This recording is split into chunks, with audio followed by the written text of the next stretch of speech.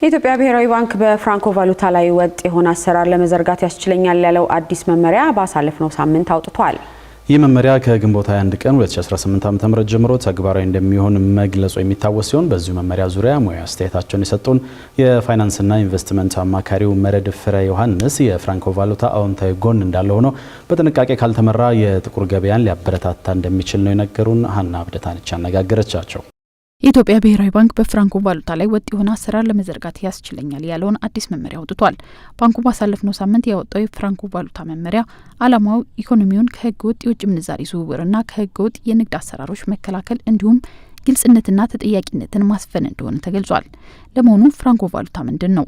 ኢትዮጵያ ውስጥ ያለውን የውጭ ምንዛሪ ሳይጠቀም ውጪ እሱ ካለው የውጭ ምንዛሪ በመጠቀም የሚፈልገውን እቃ እንዲገዛ ነው እንዲገዛ የሚፈቅድ የውጭ ምንዛሪ አሰራር ሂደት ነው።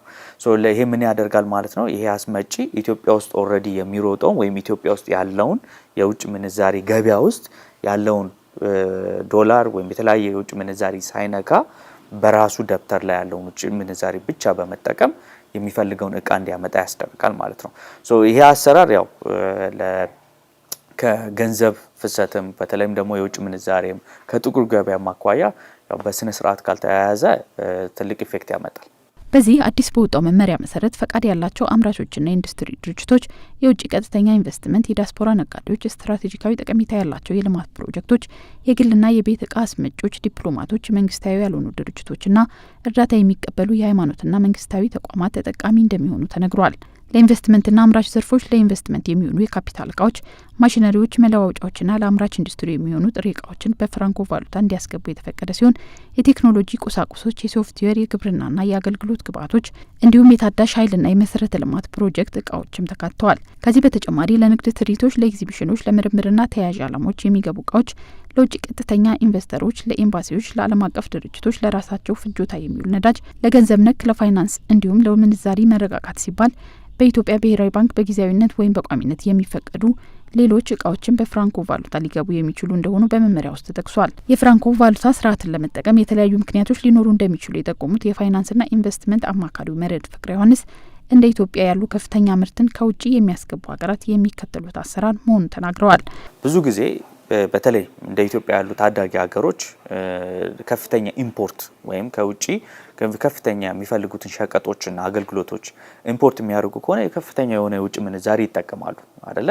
ያ የውጭ ምንዛሪ ሲጠቀሙ ፍላጎቱ በጣም ከፍተኛ ስለሚሆን ከስር የውጭ ምንዛሪ አቅርቦት ባንኮች ቶሎ ለአስመጮች ማቅረብ ካቃታቸው በፈለጉት ፍጥነት በፈለጉት ጊዜ ቶሎ የማይቀርብ ከሆነ የውጭ ምንዛሬ ገበያ ላይ ብር የመግዛት አቅሙ ላይ መዳከምን ስለሚያስከትል ይሄንን አሰራር አትሊስት እንኳን ጋፕ ለማድረግ ምንድነው የሚደረገው? የፍራንኮ ቫሉታ አሰራር ይፈቀዳል። የዛን ጊዜ ምን ማለት ነው? የፍራንኮ ቫሉታ አሰራር ይፈቀዳል ማለት ነው ይሄ አስመጪ ኦልሬዲ ከባንኮች ውስጥ ያለው ውጭ ምንዛሬ እንዲጠቀም ሳይሆን ከመጠቀም የራሱን ውጭ ምንዛሪ ተጠቅሞ እነዚህን እቃዎች ከስር ቶሎ እንዲያስገባ ያደርጋል። ፍራንኮ ቫሉታን መጠቀም የራሱ የሆነ አሉታዊና አዎንታዊ ጎን ሊኖረው እንደሚችል የጠቆሙት አማካሪው አስመጪዎች ከውጭ የሚገቡ ግብዓቶችን በሚፈልጉበት ወቅት ማምጣት እንዲችሉ ማድረግ መቻሉን በአዎንታዊ ጎኑ ጠቅሰዋል። አላስፈላጊ የሆኑ ጊዜዎች እንዳይባክን ለማድረግ ከስር እነዚህ እቃዎች ተለይተው ከተፈቀደ ጥሩ ነገር የሚያደርገው ምንድነው?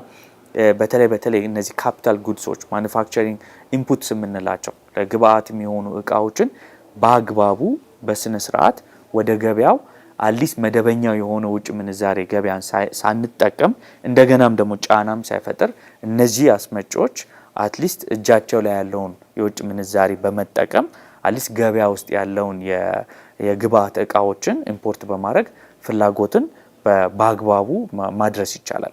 ያ ማድረግ ደግሞ ከተቻለ ደግሞ ብዙ ማኑፋክቸሪንግ የሚቸገሩት ምንድነው? በሚፈልጉት ጊዜ እነዚህ ግብአቶች ከውጭ የሚመጡትን በአግባቡ ቶሎ ብለው እንዲደርስላቸው ማድረግ ነው። ያ ደግሞ ከስር የሚደርስላቸው ከሆነ አቅርቦት ከፍ እንዲል ያደርጋል። አቅርቦት ከፍ ካለ ደግሞ የተረጋጋ ዋጋ ስርዓትን እንዲፈጥር ያደርጋል። ይህ ቢሆንም ግን ስርዓቱ በጥንቃቄ ካልተመራ ጥቁር ገበያን ሊያበረታታ እንደሚችል ነው የገለጹት። ያ አሰራር በስነ ስርዓት ካልተያያዘ ምንድነው አስመጪዎች ሞር ፍራንኮ ቫሉታን በመጠቀም በመጠቀም እቃ እንዲያስመጡ ያበረታታል። ያ የሚሆን ከሆነ ምንድነው የሚያደርገው? በተለይ ዲያስፖራዎች አይደለ ዲያስፖራዎች በመደበኛው የውጭ ምንዛሬ መላክ ያለባቸውን የውጭ ምንዛሬ ለቤተ ዘመድም ሊሆን ይችላል የሚልኩትን የውጭ ምንዛሬ ወደ ፍራንኮ ቫሉታው እንዲሄድ ያደርጋል አይደለ? ስለዚህ ምንድነው የሚሆነው ማለት ነው? እነዚህ ቤተ ዘመዶች ወደ ሀገር ውስጥ በመደበኛው የውጭ ምንዛሬ የሚልኩትን የውጭ ምንዛሬ ይጠልፍና ወደ መደበኛው የውጭ ምንዛሬ ገበያ ሳይገባ ወደ ፍራንኮ ቫሉታው እንዲጠለፍ ያደርጋል። ወደ ፍራንኮ ቫሉታው ገበያ እንዲጠለፍ ሲያደርግ ምን ይፈጠራል? የጥቁር ገበያው እንዲጠነክር ያደርጋል።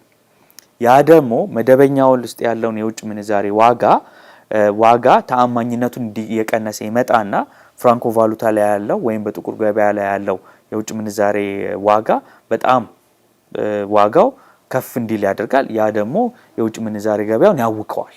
የፍራንኮ ቫሉታው እንዳለ ሆኖ እንደ አጠቃላይ በውጭ ምንዛሪ ስርዓት ላይ ቀለል ያለ አሰራር መፍጠር ይገባል ያሉት አማካሪው በገበያ ውስጥ ያሉ አስመጪዎችን በእኩልነት ማስተናገድ እንደሚገባ አስረድተዋል። አንደኛው ኢንዲኬቲቭ ሬት ወይም አመልካች ሬት ብሎ የኢትዮጵያ ብሔራዊ ባንክ የሚያወጣው ሬት አለ 160 አለ። ከዛ ደግሞ ባንኮች ደግሞ ለኢምፖርተሮች በሌተር ኦፍ ክሬዲት ያንን ኢንዲኬቲቭ ሬት ይወስዱና ኮሚሽን ወስደው 4% ኮሚሽን የብሔራዊ ባንክ 2.5% ኮሚሽን ቫት ተደርጎ ደግሞ ኦልሞስት ወደ 169 ብር ይደርሳል 170 ብር ይደርሳል አይደለ? እነሱ ደግሞ የሚወስዱት አለ 170 ብር ሆነ ማለት ነው ለኢምፖርተር አይደለ? ከዛ ደግሞ ከብሔራዊ ባንክ ላይሰንስ ያደረጋቸው የውጭ ምንዛሪ ቢሮዎች አሉ። እዛ ብትሄጂ $1 ኦልሞስት 178 179 አካባቢ ነው ሶስተኛ ዋጋ። አራተኛ ዋጋ ደግሞ ጥቁር ገበያው ነው። ይሄ ደግሞ ገበያ ውስጥ ያሉትን ተዋናኞች ፌርሊ ትሪት አያደርግም። ለምን? $1 4 ዋጋ ወጣበት። ኦኬ ይሄንን ደግሞ ማጥበብ የሚቻለው በሁለት ነገር ነው። አንደኛ አሰራሩን ቀላል ማድረግ፣ ውጭ ምንዛሬ ገበያ ላይ ያለውን አሰራር በጣም ቀላል ማድረጉ አይ ቲንክ እንደ ሀገር ሁሌ ጊዜ ፎከስ ማድረግ ያለብን ነገር ነው።